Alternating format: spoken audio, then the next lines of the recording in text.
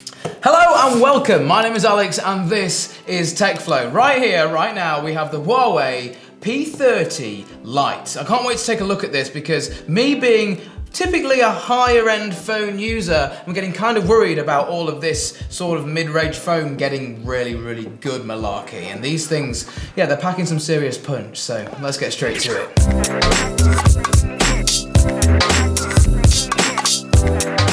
So please stay tuned because I'm going to be doing a day in the life of me actually using this phone, going about my day-to-day life, using it and sort of implementing it in there in replacement of my sort of flagship end device to see if this thing is up to the task, because I've read the spec sheet on this and just wow.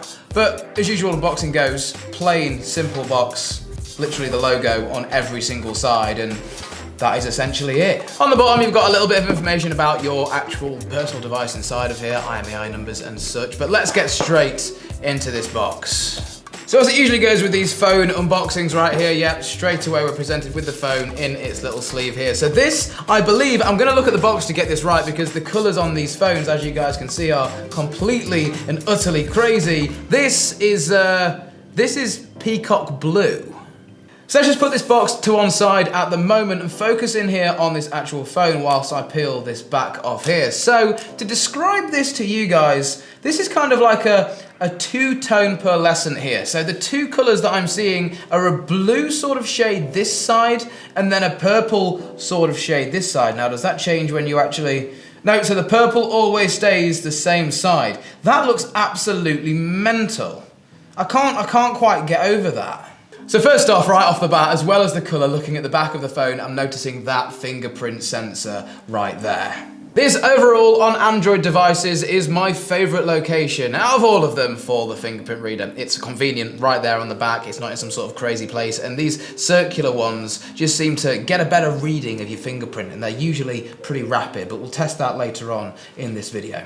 So right here, as well as you clearly being able to see it with three big black risen lenses right there, it also says, in case you didn't know, triple camera. So yes, we do have a triple camera array on the back here. We've got one sensor on here, which is a 24 megapixel sensor, and I'll tell you guys more about these sensors in just a second. Our second sensor is an 8 megapixel one, and then our third sensor is actually a 2 megapixel one. So that 2 megapixel one is just for depth information. Then the 8 megapixel is your ultra wide. I really want to check this out because coming as an iPhone user, I just love the fact of having an ultra wide on a phone like that. Is just something that I don't have the luxury of having. And then the 24 megapixel is just your standard shooter. It's also worth the note as well that the UK version actually has a 48 megapixel sensor on the back, so we'll be testing that too.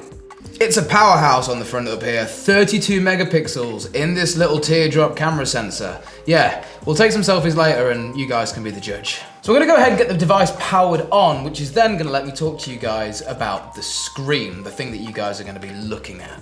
So this is a 6.2 inch IPS LCD display on here, which is pretty decent and good going for a mid-range phone. Going back onto the back of the phone, something that I am really looking for in a phone is video quality. Now on here, unfortunately, we are only looking or dealing with 1080p, which is, well, shy of 4K and something that we are all used to in this day and age. However, the 1080p is stabilized and common theme, I'll test that later in this video. Now this on the front is essentially a 6.15 inch IPS LCD display, which is really welcome on a phone in this sort of price bracket. Okay, so one thing I've actually noticed on here is that you have to be in the 12 megapixel mode, or sorry, the 8 megapixel mode for the actual wide camera to take effect. So as you can see, we've got a fisheye sort of effect going on here. If I just place this cup in here and try and take a photo of this right now, we'll overlay it on the screen. So that is essentially ultra wide, and then what you need to go ahead and do is zoom the phone in. Right, and once you're then zoomed in, you can go ahead and change it to 48 megapixels, but then you lose the ability to use that ultra wide sensor. So here's the same photo, but 48 megapixels. Now I assume what the phone is doing is using the zoomed in lens to capture detail in here to sort of blow up the image. So if you were to, let's say, zoom into this shot, it should maintain a fair chunk of detail, which it, yeah, seems to be doing really, really well. 3340 milliamp hour battery and 4 gigs of RAM, which means that operating system being a fairly recent one, that you're going to get pretty well optimized battery, and you've got a big battery in there as well, so battery life should be A-OK, and 4 gigs of RAM, again with an optimized OS, should be plenty. And I'm saying should, I haven't tested out this phone yet, stay tuned for the full review. I'm just letting you guys know what's inside this bad boy. So a really welcome inclusion, especially for me. Well, I'm actually not a welcome inclusion, there's 2 welcome inclusions, and they're both actually on the bottom of the phone right here. One of them USB-C, I've been living that hashtag dongle life since as long as I can remember, and yeah, that is a really welcome sort of thing here. And then right next to that, you've actually, yeah, we're not joking, 3.5mm headphone jack, love it.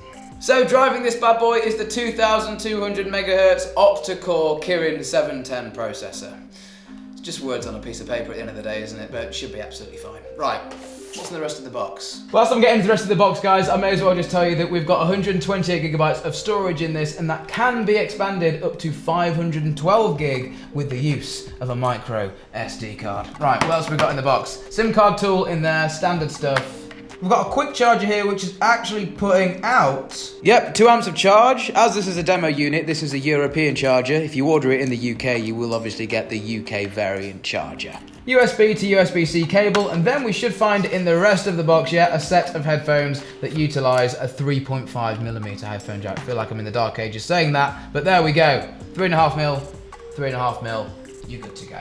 So whilst I'm recording my full review of this phone, which is going to be a sort of day in the life of me using this thing, there is a few things I want to note to you guys off the bat from just essentially first impressions. And it's sort of like a mixed bag for me, this, because absolutely love the 2-tone finish on the back here. However, it's a fingerprint magnet.